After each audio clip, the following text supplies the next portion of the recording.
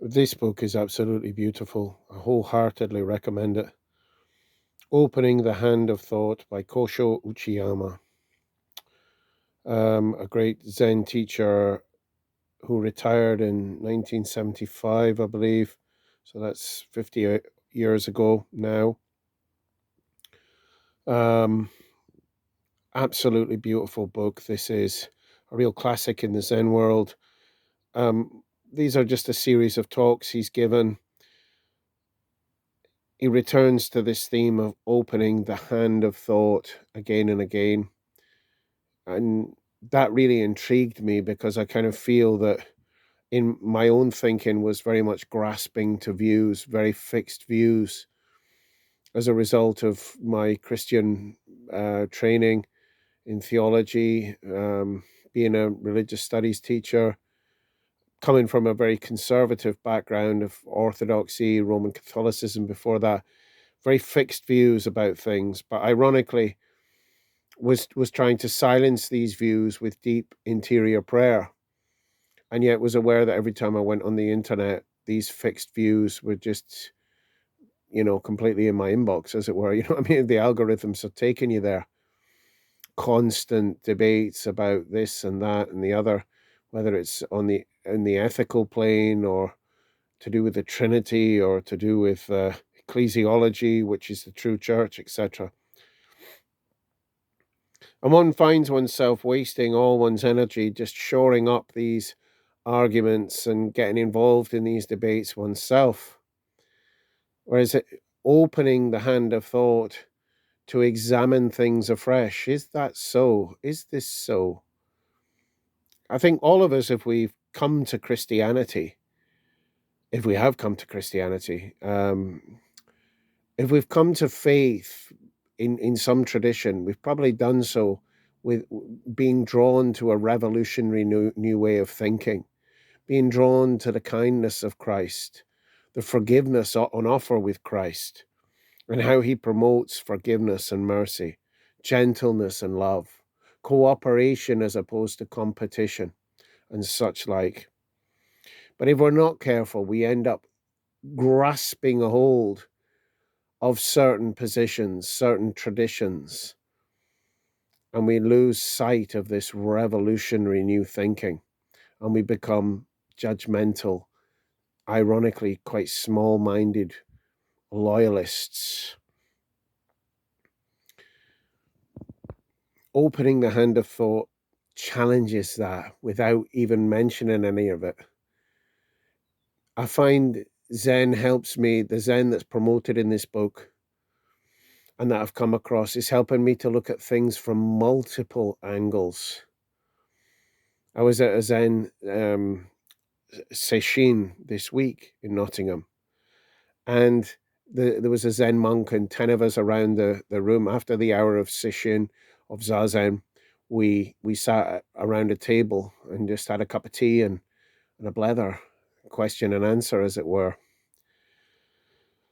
And it was lovely to see the different angles of thought and reflection.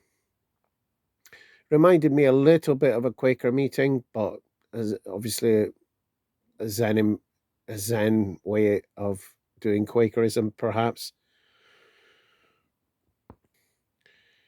Um, the Zen monk spoke of Avalokiteshvara, the Buddha of compassion. Again, not meant to be taken literally per se as a historical figure, but an embodiment of excellence, an embodiment of the highest. And any statues are just an embodiment of this highest quality of compassion and love, what the Buddhists call metta. And he spoke of how in Japan they might have some quite fierce looking statues of this Buddha of compassion. And what was that all about? Almost like monsters. And he offered the idea, well, maybe it's because compassion itself isn't always, flowers and chocolates and a beaming smile. Sometimes compassion comes in the form of a wake up call, a loss of a job, um, a door slamming for us on our journey through life, forcing us to maybe explore and find a new door. So compassion can sometimes come, not in a silk glove, but in a boxing glove. Opening the hand of thought, then, to return to this, is opening the hand of thought in silence and stillness. One thing I like about this author is that he started his journey in philosophy and Christianity, studying them in depth. He actually, and so this is reflected in the book and in his writings, he quotes, not extensively, but he does quote from the Bible from time to time, and clearly enjoys seeing truth and wisdom within it. He actually asked to study in a seminary, as a trainee priest, in order to really acclimatize to Christianity, but he was turned away because he wasn't a Christian. But for him, true knowledge, of course, is not intellectual. It is beyond thinking.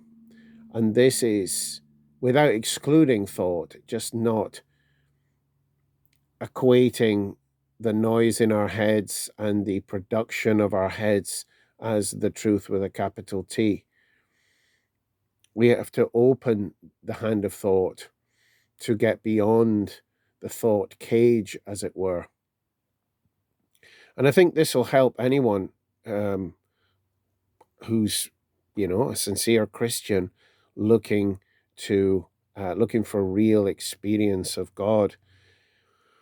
Because the God question as well, the whole God thing, the whole God issue, the whole religion thing is tied up in words, tied up in dogmas. Sometimes we need to hold these lightly in order to see them in their true light. And that can make us nervous. That can make us unsettled.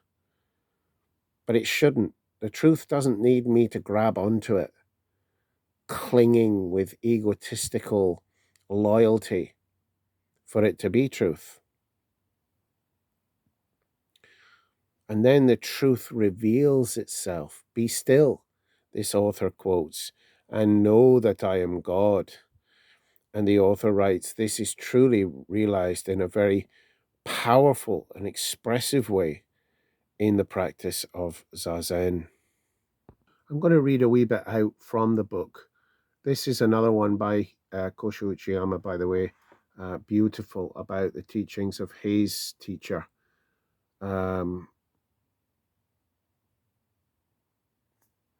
Now, as I have said, the content of our Zazen is determined by our attitude toward it. He's going to talk about 6 types of false Zazen that go on in monasteries. Mutatis mutandi, this is you can totally adapt this to the Christian experience. If you've spent time, as I have, I was a Catholic monk for 6.5 years, best part of 7, and spent, you know, countless hours since then, also in Catholic and Orthodox monasteries, then you'll be able to just apply this to the Christian walk, to the Christian monastic and contemplative life as well. So here goes. Our Zazen is not the so-called Zen of the 6 realms, Rokudo Zen. That is the lowercase Zen, not true Zen. There are 6 realms, and he's going to define these. The hell realm Zen, insatiable spirit Zen, animal Zen, fighting spirit Zen, humanistic Zen, and heavenly being Zen. So let's just go through some of these. The hell realm Zen. Well, there are some people who are afraid of even the sound of the word Zazen. And he's going to say, actually, some of these are ironically Zen priests. They come in, they want ordination in 2 seconds flat. And that's the last bit of true Zazen they ever do. A bit like the Pharisees that Jesus criticizes. The Pharisees get a hard time in the New Testament very unfairly, but you know that when he criticizes them, he says, "You neither go through the door yourself, neither do you permit others to do so." Well, this is the hell realm Zen, the priests who are not spiritual, who don't practice and not interested in practice in Zazen. They just want their certificate that enables them to run a temple of their own. We all know the types, the Mercedes driving doctors of this world, rapidly becoming priests, and yeah, say no more. God bless everyone. We're all on a journey. This is as miserable for them as being in hell, he says. After they get their certificate, they never do Zazen again if they can help it. Doing Zazen with that kind of attitude is really meaningless. Then he talks about the insatiable spirits, the hungry ghost spirits who hunger for enlightenment so ravenously, so avidly, will they burn themselves out and they don't enjoy the experience. And yeah, they just miss the present moment. And I suppose that's this kind of destructive, almost insane zeal that is common of young people, maybe in the early days of their search. Not just young, of course, but the third type of Zen is animal Zen. I really enjoyed hearing this one. In the sense of dumb brutes or domesticated animals like dogs and cats. He says, let's face it, there are people in monasteries that turn up and all they really want is 3 square meals a day or as close to it as they can. They just want to be fed and found and have a bed for the night. And they'll do the zazen, they'll turn up for the liturgies, etc. But, you know, they're really there for the stable lifestyle, for the shelter, and for a bit of nurturing. He says of such, it is particularly pointless to try to be a house pet at Antaiji, that was his monastery, where we don't serve up fancy tidbits. There is a Japanese expression, I won't say it, Yorabu Taiji no ka, well, I've said it now, no kaije, which means to look for shelter under the shade of a big tree. It's a terrible mistake to take shelter at Antaiji. It's like trying to relax in the shade under a patch of grass. That's not what it's there for. That's not what it's set up for. It's not a doss house for waifs and strays. Although, fair play, monasteries take people in, but it's not a holiday home for tourists or for spiritual tourism. The fourth type of mistaken zazen, we have the combative demons, and this, what does it say here? This is the Zen in which people compete over who is most enlightened or whose practice is most severe. They beat each other with the kyosaku, the meditation stick, to show how tough they are. This is the rough guy, tough guy. This is the I'm going to sit in the refectory with my hands folded, showing you all how rough and tough and mean I am, and what a great faster I am. And we know this at the monasteries, definitely. It's a cage you can find yourself in. And then he says, then comes humanistic Zen. And this is Zazen practiced for ulterior reasons.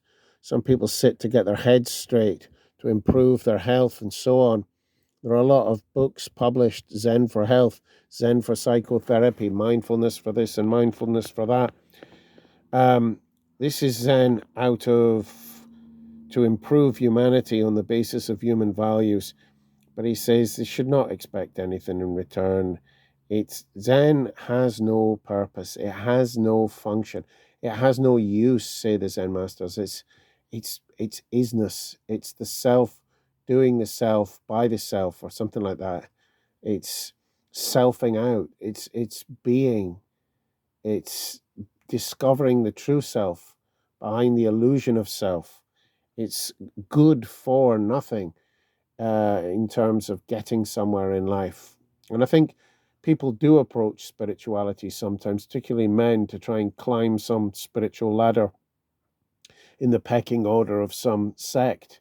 I want to become a deacon. I want to become a priest. I want to become a bishop. I want, and I want to make a career out of this. And again, then the intentions aren't pure. This Kosho Uchiyama, he says, he used to say to his students, when you come here, sit for 10 years, and then sit for another 10. And after that, sit for another 10. You're not coming here for 6 months to get a certificate so you can go away and be a priest and run a temple, because that's just functionality. That's just quid pro quo.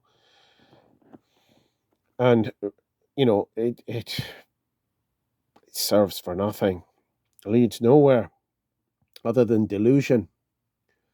I must say, I miss that level of true spiritual. When I was in the monastery in Spain, we were the miles away from anybody, in the middle of nowhere, and we'd no spectators, no lay people hardly ever came to visit us because we're in the absolute middle of nowhere in a desert, dusty dust bowl, hours away from the city.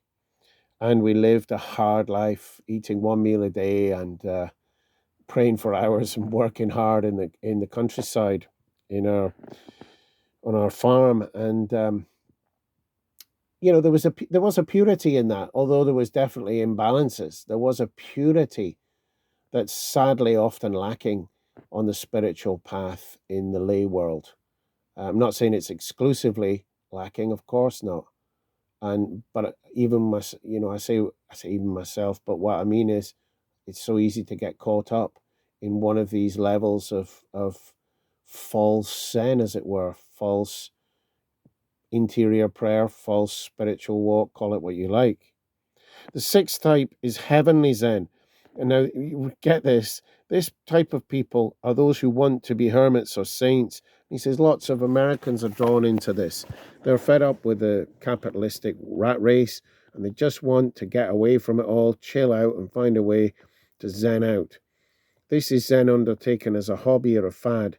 It has absolutely nothing to do with Buddha Dharma. I suppose what he's really saying there is, we're very individualistic in the West, and Zen for these chaps is community based. It's the monastery, and you're all in this together. It's not just a one man show.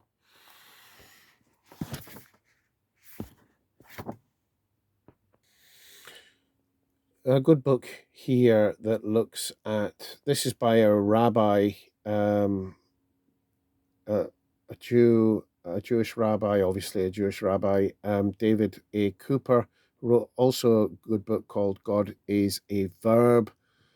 I am, it's being, rather than a noun that can be described and shelved on a particular section in our libraries.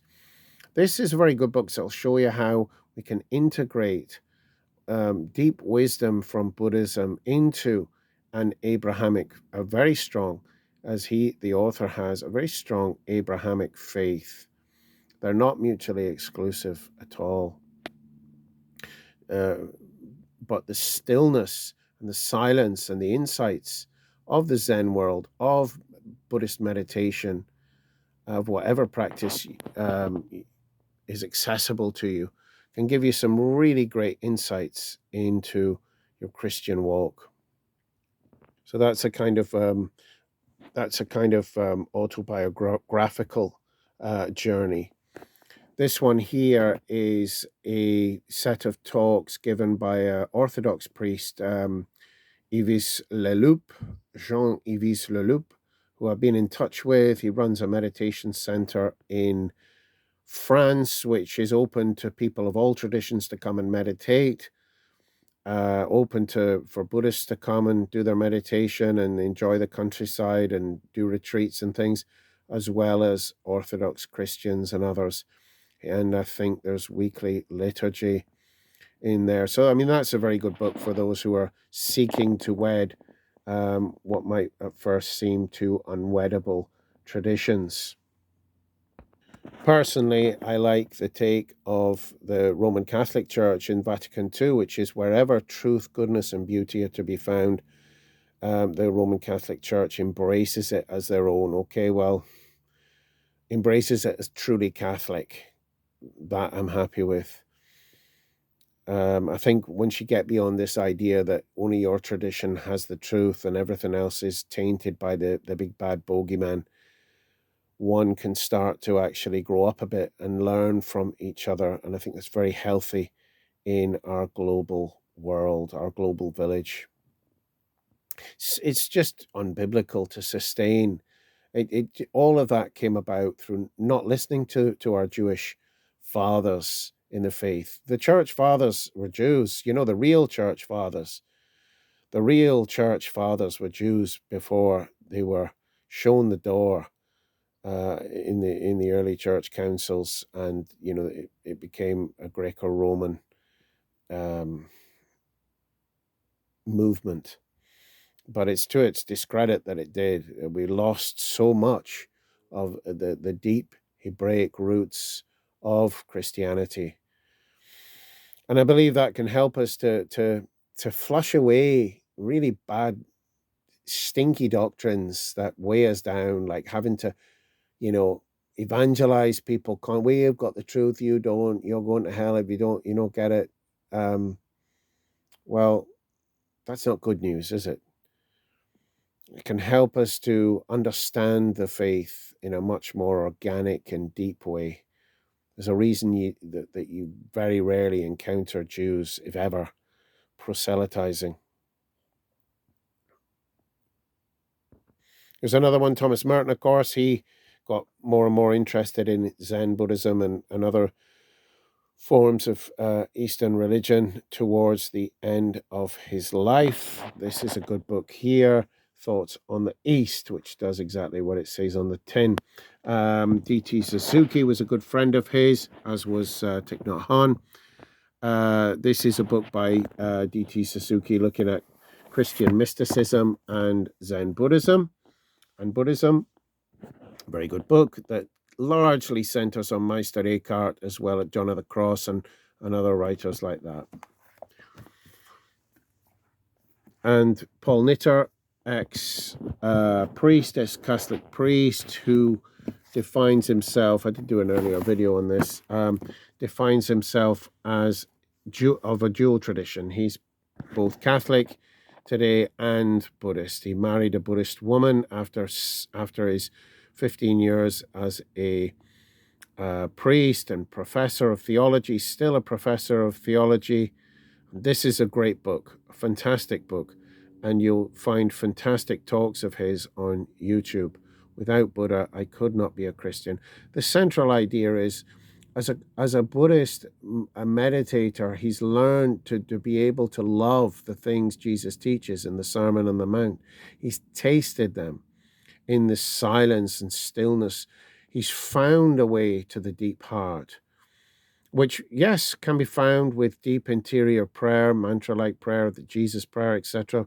He found it specifically through mindfulness. He says, logically, can Buddhism and Christianity go together? Probably not, but are we just dealing with the rational mind?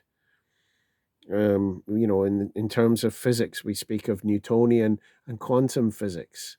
Are they both correct? Yes. In exactly the same way? No. Perhaps we need to open the hand of thought. But he talks about how silence has gone out the window in the modern churches. There's not enough silence, and the mystery has gone because it's become hyper rational, particularly in the evangelical side of things, but also in the Catholic Church. I was at a Catholic church recently. It was just, there was no silence even before the Mass. Mindfulness meditations, zazen, these practices can help people to be still and to taste and see that the Lord is good because they've experienced God in deep stillness and silence. Right, I'll leave it there. Some excellent books there.